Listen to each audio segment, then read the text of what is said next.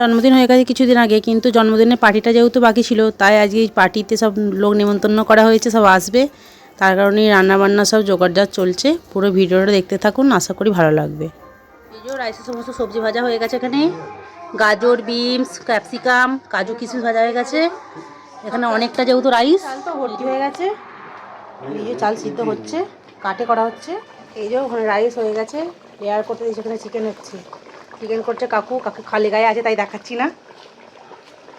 Chicken হচ্ছে ওভেনে।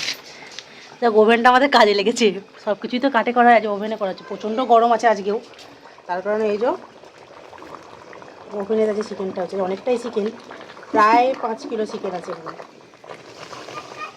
এবেলাতে বললাম মানে জন্মদিন উপলক্ষে সব বান্ধবীরা এসেছে, আর ওবেলা সব বর্দার বন্ধুরা সব আসবে। তাই যেহেতু পঞ্চমী পুজোর ফাংশান, পুজো তো কালকে হয়ে গেছে, যে ফাংশান উপলক্ষে হচ্ছে অনুষ্ঠান ছোটো, সেইগুলো পেয়ে চিকেনটা হচ্ছে।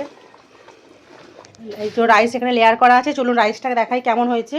অন্য সময় কর্তামশাই করে, আমি ভিডিও করি, কিন্তু আজকে ভিডিও করার লোক নেই, আজকে আমি করেছি। কাকু এরকম রাইসটা ঝরঝরি হয় মনে হচ্ছে। হালকা করে দুটোতে লেয়ার করেছে আর কি, এটা লেয়ার করা হয়েছে। এই তো এটা প্রথম লেয়ার দিয়েছি, আর একটা লেয়ার। 5 কেজি মাংস মানে জানেন তো অনেকটাই, তার মানে রাইস হবে। খুলুন দেখি।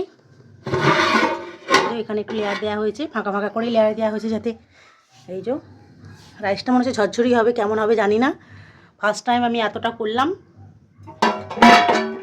দেখে তো একটু ভালো হবে, কি হবে জানি না। এবার ঝরঝরেই আছে। দেখুন রাইসটা মনে করছিলাম গলে যাবে নাকি, চালটা ভয় ভয় করছিলাম, অনেকটা রাইস যেহেতু। না না, ঝরঝরি আছে, ভালোই ঝরঝর আছে। দেখ অনুষ্ঠান বাড়ির মতো বেশ ভালোই ঝরঝর হয়েছে। ভাবছি একটা ক্যাটারিংয়ের ব্যবসা খুলো, ভালো হবে না? যদি ভালো হয় একটা কমেন্ট করে জানাবেন তো।